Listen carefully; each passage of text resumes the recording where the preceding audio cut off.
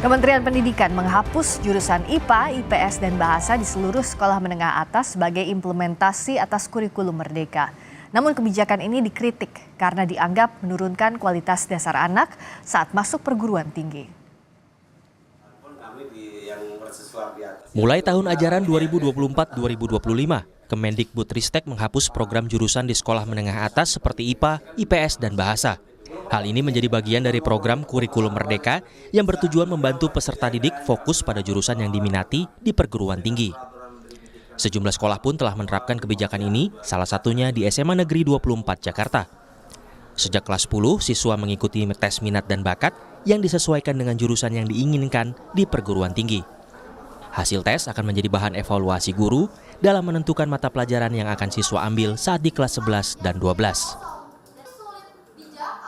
Jadi diarahkan dari hasil tes minat bakat, kemudian selama setahun nanti dilihat prestasi di hari rapotnya, kemudian kita arahkan ya berdasarkan hasil tes, berdasarkan tes minat bakat, kemudian kita tanya anak dan orang tuanya, kemudian kita arahkan ke kelas 11 yang mapelnya sudah dirancang ya untuk kira-kira pelajaran yang akan atau mata kuliah yang akan diambil ketika kuliah nanti gitu. Ketika anak kemampuannya kurang, dirasa hasil pelajaran selama setahun itu kurang, ya kita arahkan untuk tidak ngotot di jurusan tersebut, bisa beralih ke menyesuaikan kemampuannya atas hasil prestasi selama 1 tahun itu gitu. Menurut Suwarta, sekolah juga terbantu dengan penerapan kebijakan ini.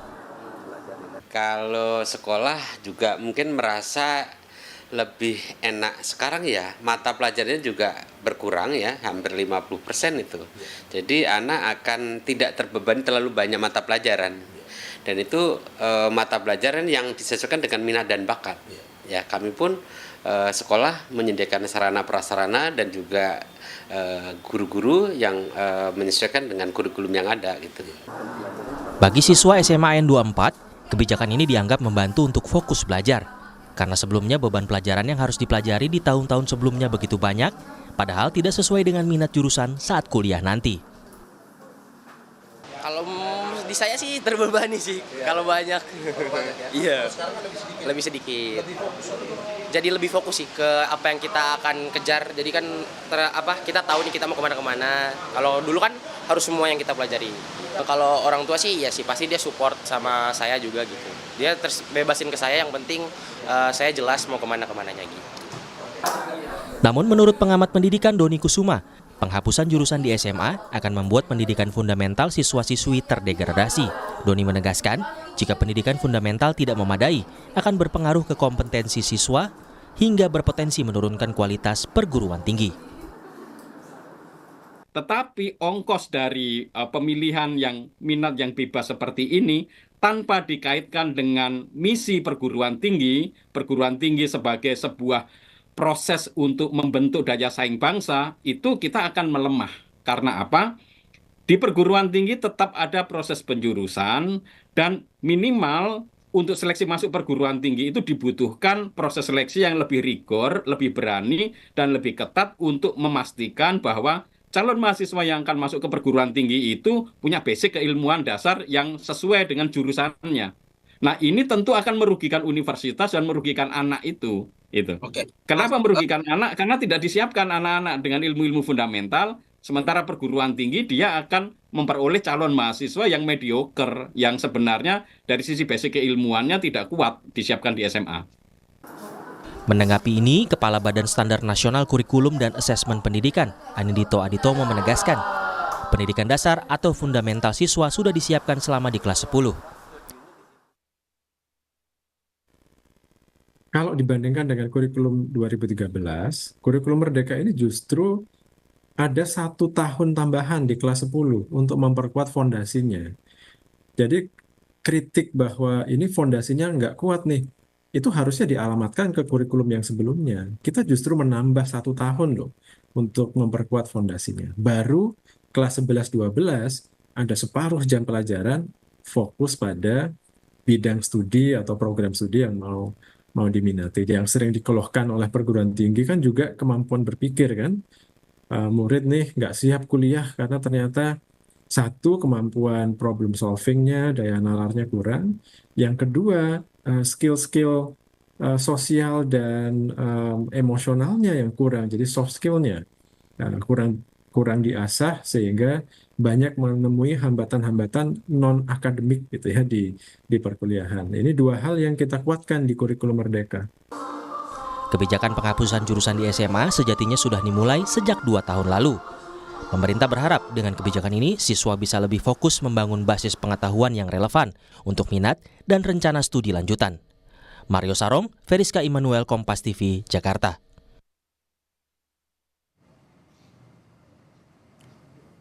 Kemendikbudristek menghapus jurusan IPA, IPS, dan Bahasa di seluruh sekolah menengah atas sebagai implementasi kurikulum Merdeka.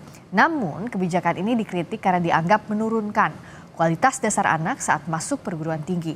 Kita ulas lengkapnya bersama Ketua Komisi 10 DPR RI, Syaiful Huda, juga pemerhati pendidikan, Doni Kusuma. Selamat malam, Mas Huda. Selamat malam, Mbak Priska, Mas Saiful. Malam, Mbak. Pak Doni, malam. Selamat malam, kami juga sudah mengundang pihak Kemendikbudristek, namun belum ada yang bersedia untuk hadir di dialog malam hari ini. Saya ke Mas Huda. Jadi sebenarnya kalau DPR melihat alasan dihapusnya jurusan IPA, IPS, Bahasa ini sudah tepat atau belum? Ya, di kami memang perdebatan panjang memang, Mbak. Karena itu di saat ada rencana pemberlakuan perubahan kurikulum dari kurikulum 13 ke kurikulum Merdeka Belajar, kami menolak 3 tahun lalu.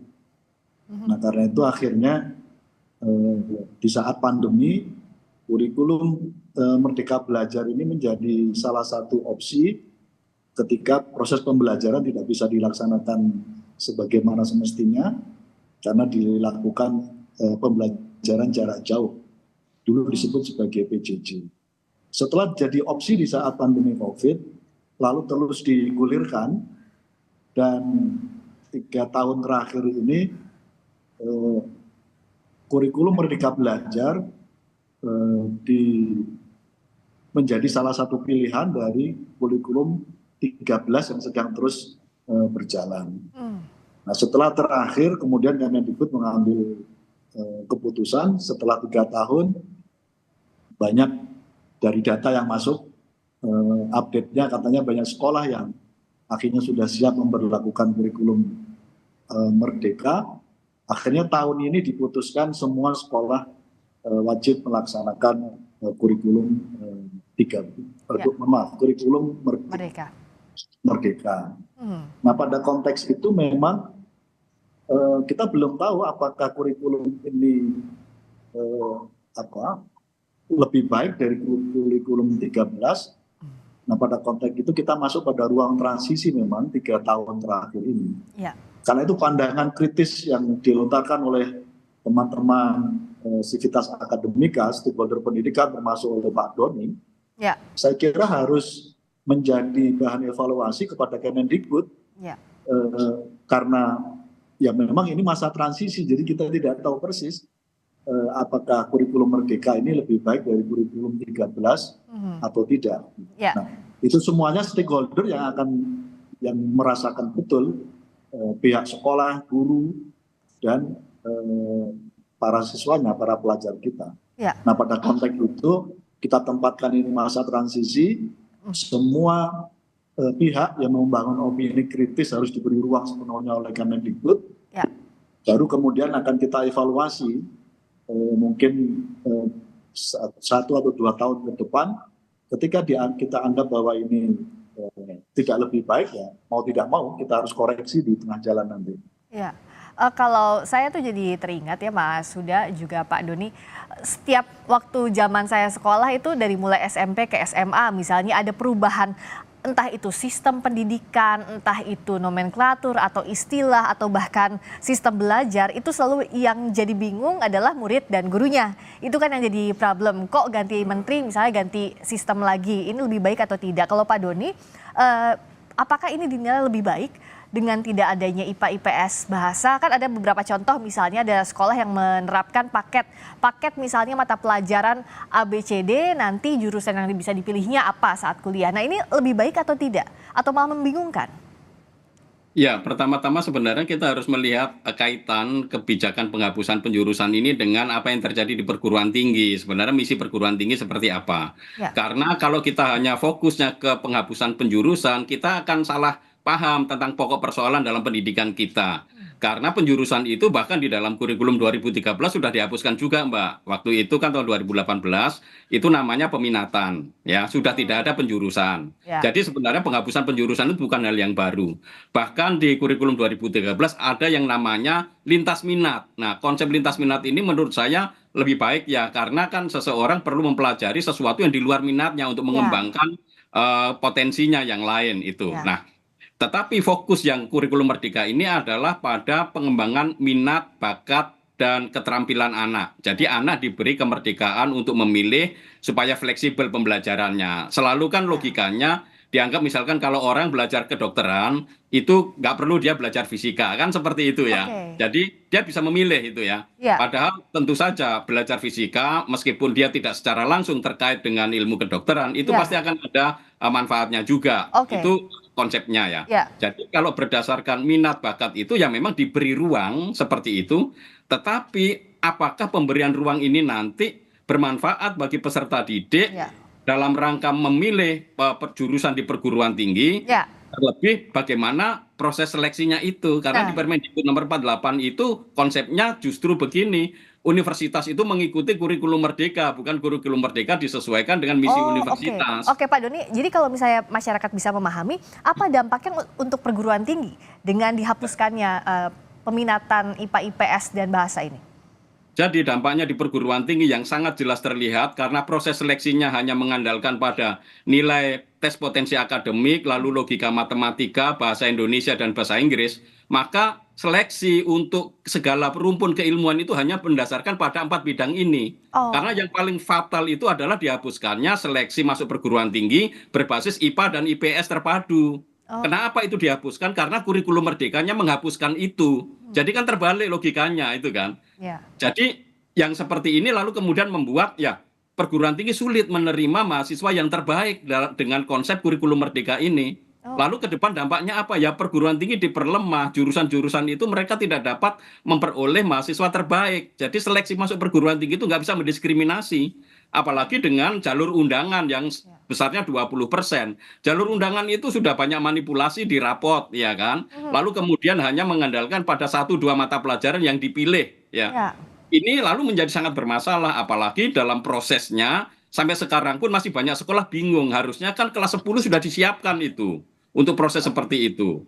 Sehingga nanti ya anak-anak akan memilih karena nilai rapot hanya 50% di rata-rata semuanya. Sekarang itu kan nilai rapot untuk jalur undangan itu di rata-rata 50%, Mbak. Maka dia akan cari yang gampang aja mata pelajarannya yang dia rasa nanti bisa memperoleh nilai yang bagus. Nah, ini yang saya katakan tidak mendapatkan penguatan fundamental dan pada saat seleksinya dihapuskan lagi seleksi untuk menyeleksi mahasiswa terbaik sesuai dengan bidang keilmuannya. Itu yang akan menjadi masalah ke depan. Nah, kalau tidak kuat secara fundamental, ini kan berpengaruh ke kompetensi. Mas Huda, lihatnya apa yang bisa jadi solusi? Jangan sampai nanti anak didik lagi yang sulit, begitu pula dengan perguruan tinggi yang tidak mendapatkan anak didik yang diharapkan, kompetensi yang sesuai dengan jurusan maupun fakultas di perguruan tinggi.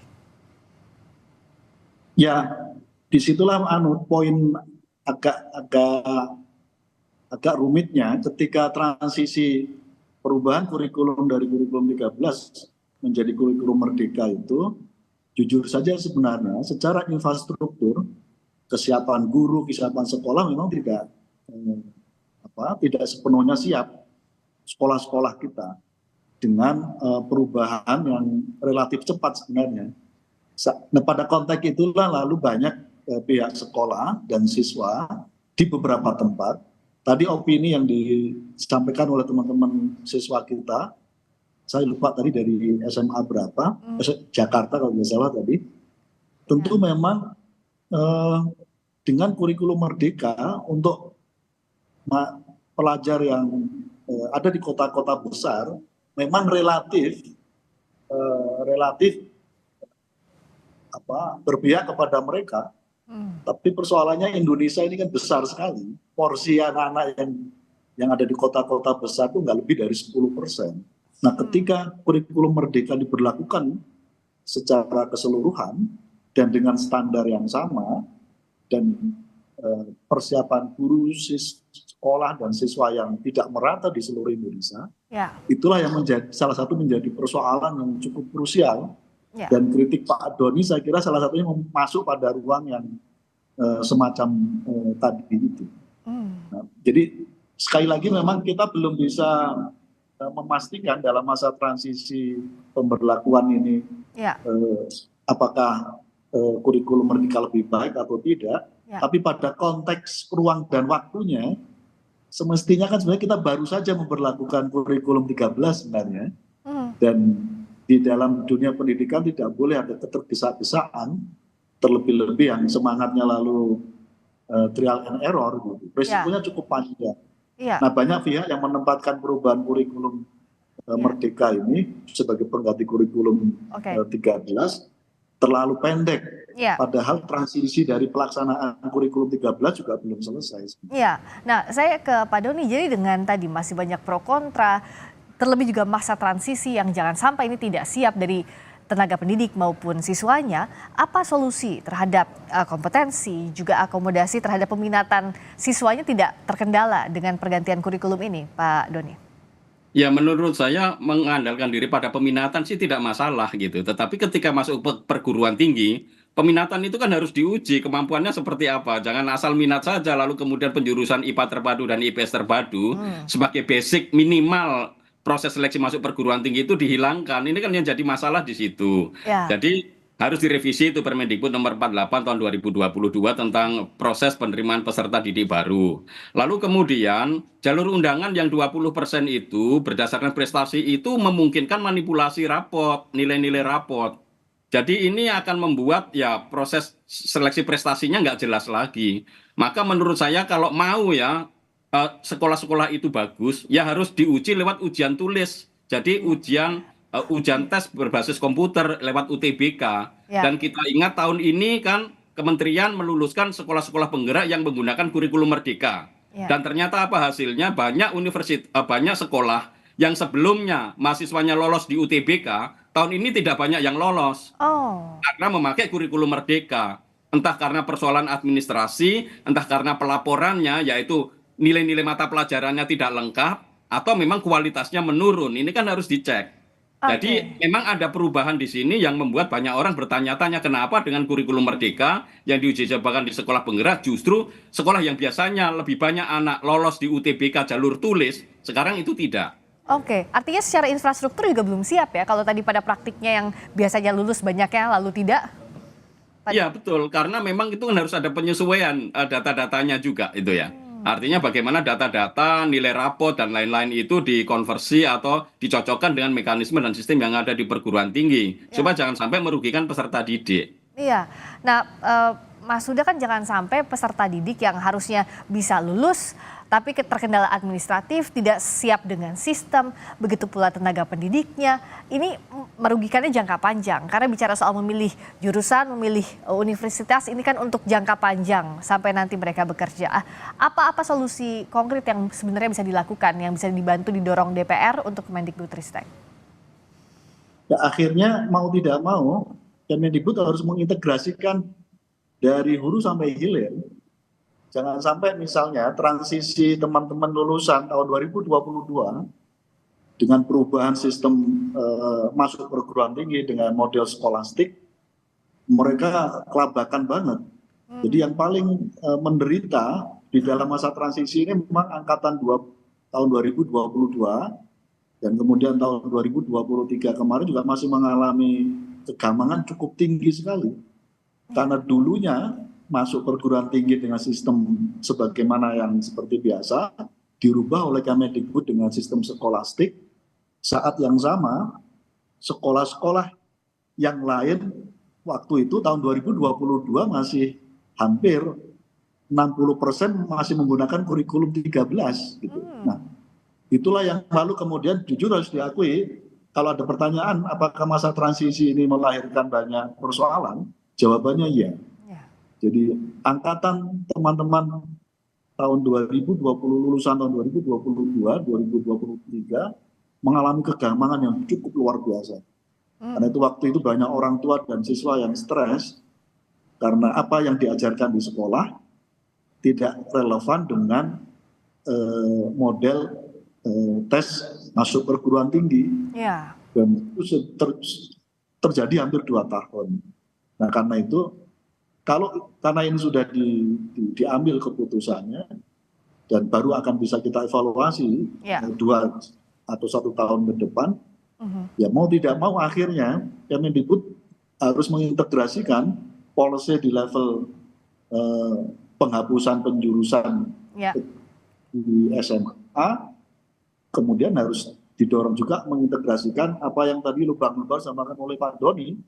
Tentu akhirnya ya banyak hal, tadi Pak Doni sudah mencermati akhirnya ada gap yang cukup tinggi antara lulusan yang punya kompetensi yang dibutuhkan oleh perguruan tinggi, saat yang sama sistemnya masih belum terintegrasi dengan itu yang jadi kendala, harusnya terintegrasi itu semua. Terakhir singkat saja Pak Doni, apa yang bisa dilakukan di push untuk Kementerian Pendidikan Kebudayaan? Ya, saya rasa kementerian harus melakukan mitigasi ya, karena ini bukan masalah hasil akhir lulusan, tetapi ini berdampak juga pada sertifikasi guru, karena perubahan kurikulum merdeka ini mempengaruhi jam mengajar guru, lalu kemudian untuk sekolah-sekolah kecil itu akan mempengaruhi jumlah kelas ya, kalau mereka peminatannya akan lebih banyak, maka beberapa guru tidak akan memperoleh mata pelajaran, lalu kalau yang satu kelebihan maka harus menyediakan ruang, menyediakan guru baru. Hal seperti ini kan harus dimitigasi. Meskipun di dalam keputusan Menteri nomor 56 itu sudah dijelaskan bahwa para guru harus dipastikan yang selama memakai kurikulum 2013 mereka sudah menerima sertifikasi, tunjangan sertifikasi, tidak boleh hilang itu. Nah, saya khawatirnya Kemendikbudristek tidak sosialisasi ke sekolah-sekolah, sehingga nanti pada saat proses pendaftaran Dapodik, guru-guru yang sebelumnya mendapat sertifikasi tiba-tiba hilang, karena di kurikulum merdeka ini tidak terpenuhi kuota 24 jam mengajar sesuai Undang-Undang Sisdiknas. Dan itu harusnya diperhatikan. Jangan ada ruang untuk error ya, kalau bicara soal trial and error, jangan sampai ada error untuk. Betul, yang jelas jangan sampai merugikan guru. Betul, gitu. Yang rugi adalah guru dan juga peserta didik untuk kedepannya. Terima kasih Pak Doni Kusuma, pemerhati pendidikan. Terima kasih Mas Saiful Huda, Ketua Komisi 10 DPR RI. Selamat malam. Selamat malam, terima kasih Mas Huda, Mbak Friska. Terima kasih.